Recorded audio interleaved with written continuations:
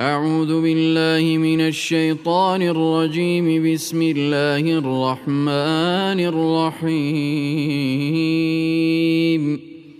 Subscribe and share this video as a Sadka Ejaria. سورہ یوسف مکی صورت ہے، اس میں 111 آیتیں اور 12 رکوع ہیں۔ بسم اللہ الرحمن الرحیم، شروع کرتی ہوں جو اللہ کے نام سے بڑا مہربان نہایت رحم والا ہے۔ الف لام را، تلک آیت الکتاب المبین، یہ روشن کتاب کی آیتیں ہیں۔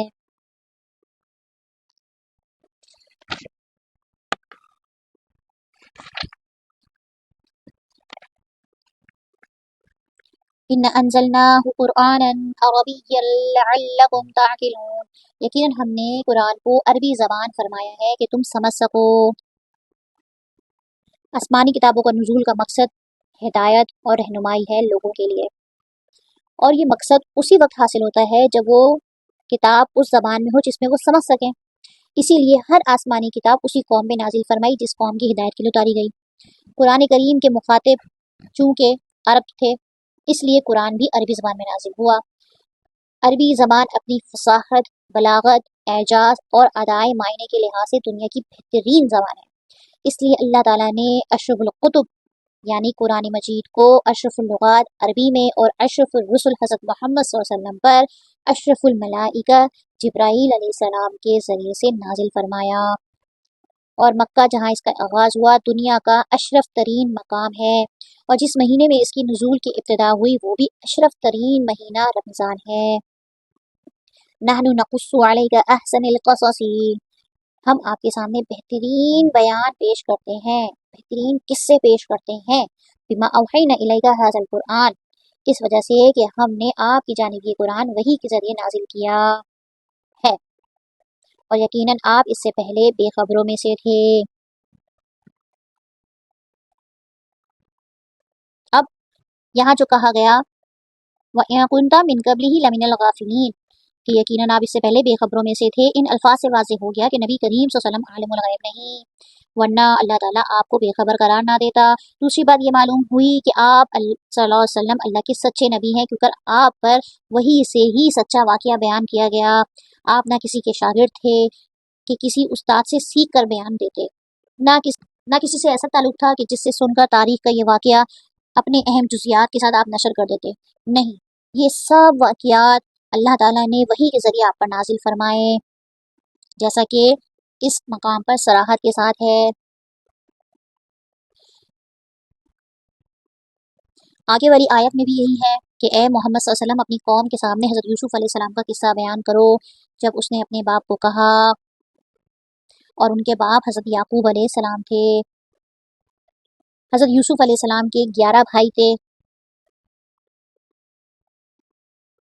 آگے انہی کا قصہ ہے اور بہت دلچسپ قصہ ہے۔ اذ قال یوسف لأبیہ، جبکہ یوسف نے اپنے باپ سے ذکر کیا، یا ابتی، اے باپ، ابا جان، انی رأیت احد عشر کوکبا والشمس، کہ میں نے 11 ستاروں کو اور سورج چاند کو دیکھا ہے۔ رأیتہم لی ساجدین، کہ وہ مجھے سجدہ کر رہے ہیں۔ 11 ستاروں سے مراد حضرت یوسف علیہ السلام کے بھائی ہیں جو کہ 11 ہی تھے۔ چاند سورج سے مراد ماں اور باپ ہیں۔ خواب کی تعبیر 40 یا اسی سال کے بعد اس وقت سامنے آئی جب یہ سارے بھائی اپنے والد سمیت مصر گئے، اور وہاں حضرت یوسف علیہ السلام کے سامنے سجدہ ریز ہو گئے، جس کی تفصیل سورت کے آخر میں آئے گی۔ قال یا بنیا، یعقوب علیہ السلام نے بڑے پیار سے کہا، پیارے بچے، لا تقصص رؤیاک علی اخوتک، کہ اپنے اس خواب کا ذکر اپنے بھائیوں سے نہ کرنا۔ فَيَكِيدُ لَكَ كَيْدًا، ایسا نہ ہو کہ وہ تیرے ساتھ کوئی فریب کاری کرے، شیطان تو انسان کا کھلا دشمن ہے۔ اب یہ بھائیوں کے مکر و فریب کی وجہ بیان فرما دی کہ شیطان چونکہ انسان کا اصلی دشمن ہے، اس لیے وہ انسانوں کو بہکانے، گمراہ کرنے اور انہیں حسد اور بغض میں مبتلا کرنے میں ہر وقت کوشاں رہتا ہے اور طاق میں رہتا ہے۔ چنانچہ یہ شیطان کے لیے بڑا اچھا موقع تھا کہ وہ حضرت یوسف علیہ السلام کے خلاف بھائیوں کے دلوں میں حسد کی آگ بھڑکا دیتے، جیسا کہ فی الواقع بعد میں ایسا ہی ہوا۔ حضرت یعقوب علیہ السلام کا اندیشہ درست ثابت ہوا۔ وَكَذَلِكَ يَجْتَبِيكَ رَبُّكَ، اور اسی طرح تجھے تیرے پروردگار برگزیدہ کرے گا، وَيُعَلِّمُكَ مِن تَأْوِيلِ الْأَحَادِيثِ، اور تجھے معاملہ فہمی یعنی کہ خوابوں کی تعبیر بھی سکھائے گا، وَيُتِمُّ نِعْمَتَهُ عَلَيْكَ، اور اپنی نعمت تجھ کو بھرپور عطا فرمائے گا، وَعَلَى آلِ يَعْقُوبَ كَمَا أَتَمَّهَا عَلَى أَبَوَيْكَ مِن قَبْلُ ابراہیم و اسحاق، اور یعقوب کے گھر والوں کو بھی جیسا کہ اس نے اس سے پہلے تیرے دادا اور پردادا یعنی ابراہیم اور اسحاق کو بھی بھرپور اپنی نعمت سے نوازا تھا۔ یقیناً تیرا رب بہت بڑا علم والا اور زبردست حکمت والا ہے۔ لَقَدْ كَانَ فِي يُوسُفَ وَإِخْوَتِهِ، یقیناً یوسف اور اس کے بھائیوں میں دریافت کرنے والوں کے لیے آیۃ للسائلین، بڑی نشانیاں ہیں، یعنی اس قصے میں اللہ کی قدرت عظمت، اللہ تعالیٰ کی عظیم قدرت اور نبی کریم صلی اللہ علیہ وسلم کی نبوت کی صداقت کی بڑی نشانیاں ہیں۔ جبکہ انہوں نے کہا کہ یوسف اور اس کا بھائی بنسبت ہمارے باپ کو بہت زیادہ پیارے ہیں، وَنَحْنُ عُصْبَةٌ، حالانکہ ہم طاقتور جماعت ہیں، إِنَّ أَبَانَ لَفِي ضَلَالٍ مُبِينٍ، بے شک کوئی شک نہیں کہ ہمارے ابا صریح غلطی میں ہیں۔ یہاں صریح غلطی سے مراد جو ان کے زعم کے مطابق باپ سے یوسف علیہ السلام اور یوسف علیہ السلام کے بھائی بنیامین سے زیادہ محبت کی صورت میں ثابت ہوئی وہ بیان ہے۔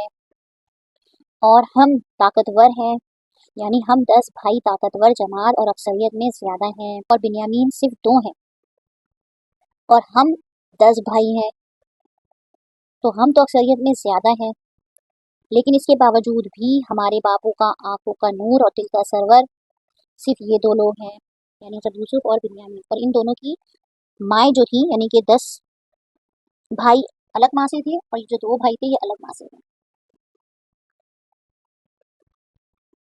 نقتلوا یوسف، یوسف کو تو مار ہی ڈالو، ابھی ترکتوہ ارضا یخلو لکم، یا کسی نامعلوم جگہ پھینک دو، یخلو لکم وجہ ابیکم، تمہارے والد کا رخ تمہاری ہی طرف ہو جائے گا، وَتَكُونُوا مِن بَعْدِهِ قَوْمًا صَالِحِينَ، اس کے بعد تم نیک ہو جانا۔ اچھا، مار ڈالو یا کسی جگہ پھینک دو،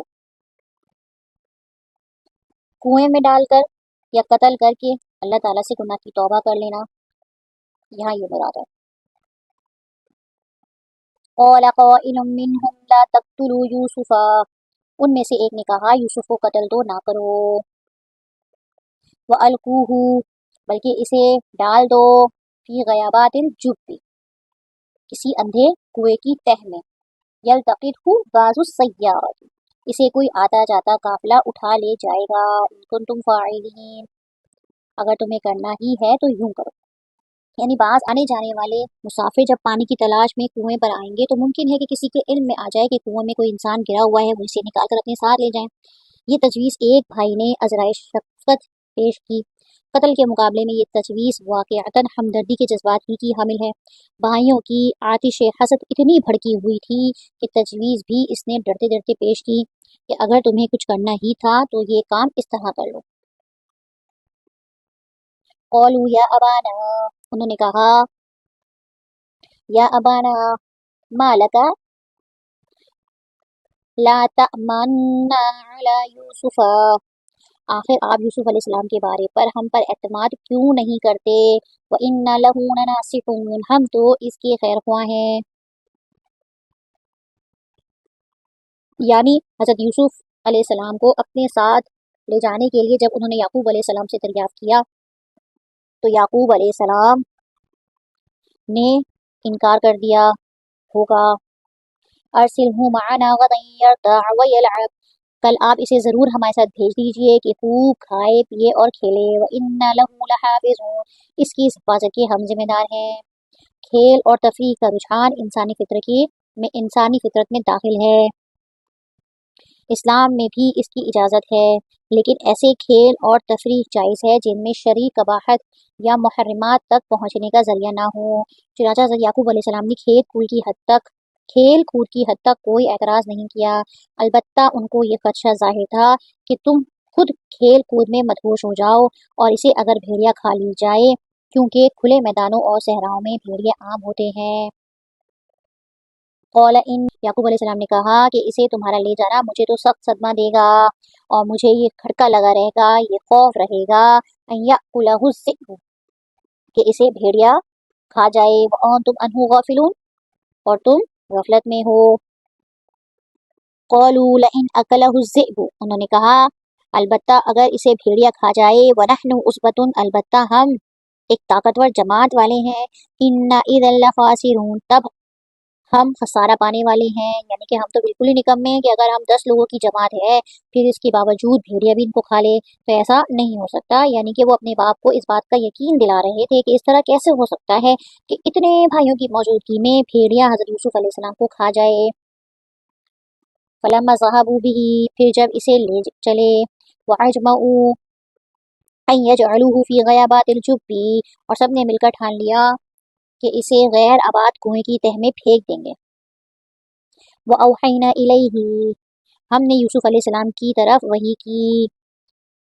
लतुनब्बिअन्न बिअम्रिहिम, यकीनन वक्त आ रहा है कि तू इन्हें इस माजरे की खबर इस हाल में देगा, वहुम ला यशउरून, कि वो जानते नहीं होंगे। मतलब जब अपने सोचे समझे मंसूबे के मुताबिक उन्होंने हज़रत यूसुफ अलैहिस्सलाम को कुएं में फेंक दिया, तो अल्लाह ताला ने हज़रत यूसुफ अलैहिस्सलाम की तसल्ली और हौसले के लिए वही की कि घबराने की ज़रूरत नहीं, हम तेरी हिफाजत करेंगे, बल्कि ऐसे बुलंद मकाम पर तुझे फाइज करेंगे कि ये भाई भीख मांगते हुए तेरी खिदमत में हाजिर होंगे, और फिर तू इन्हें बताएगा कि तुमने अपने भाई के साथ इस तरह का संग दिलाना मामला किया था, जिसे सुनकर वो हैरान और पशेमान हो जाएंगे। हज़रत यूसुफ अलैहिस्सलाम इस वक्त अगर बच्चे थे, लेकिन जो बच्चे नबूवत पर सरफराज होने वाले हों, इन पर बचपन में ही वही आ जाती है, जैसे हज़रत ईसा व याह्या व गैरुहुम अलैहिमुस्सलाम पर आई।